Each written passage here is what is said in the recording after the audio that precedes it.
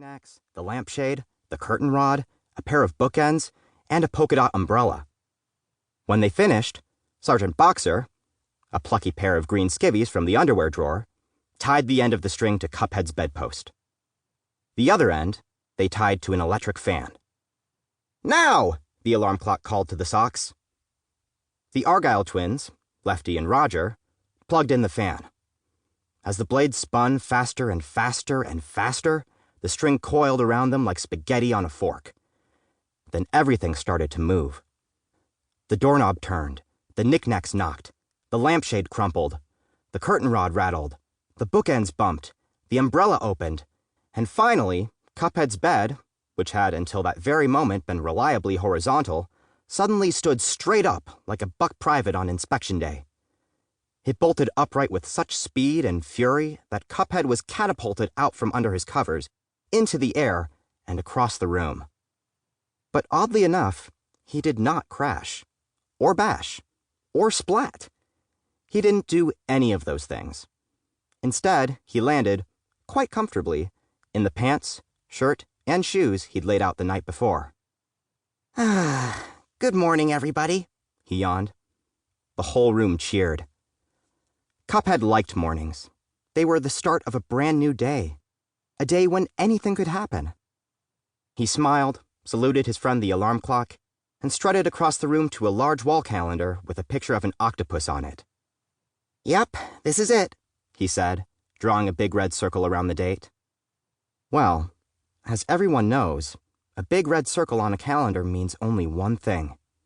This is a special day. And he was about to write something inside that circle that would have explained just how special this day really was. But he couldn't. The octopus had taken his pencil. "Hey, what's the big idea?" Cuphead roared. The octopus winked. A squishy green tentacle popped out of the picture and drew a big red X next to Cuphead's big red circle.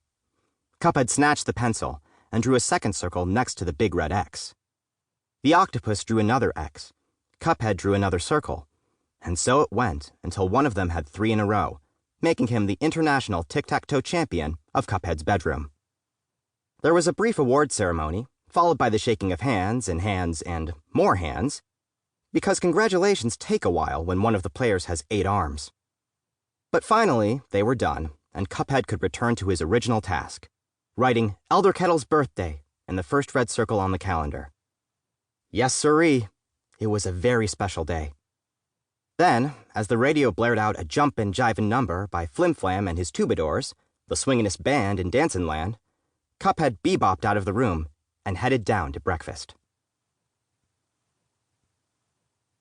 2. Bacon and Eggs. Cuphead and his younger brother Mugman lived with Elder Kettle in a neat little cottage on the edge of the Inkwell Isles. They were happy here, and Cuphead couldn't think of anywhere he'd rather live, or anyone he'd rather have as a guardian. After all, Elder Kettle was one of the kindest people on all the Isles, and nearly everyone considered him a friend. If anyone deserved a big birthday celebration, it was Elder Kettle. Cuphead could hardly wait for this evening to get here. "Good morning, Cuphead," the old kettle chortled. "It's a lovely day, isn't it?" "It's a humdinger," Cuphead told him. But he didn't tell him anything else. Elder Kettle made a little scowl. On this of all days, he'd expected a slightly different greeting from the young Cup. He gave a lackluster flip to a flapjack in his skillet. Elder Kettle was famous for his flapjacks. But this morning, his heart wasn't in it.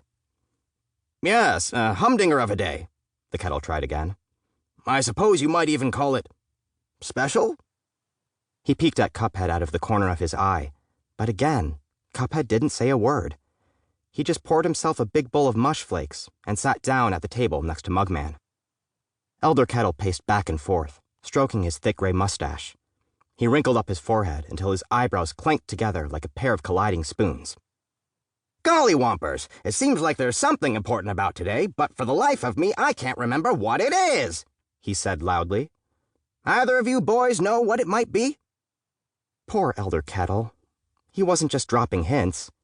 He was tying anchors to them. It was agony.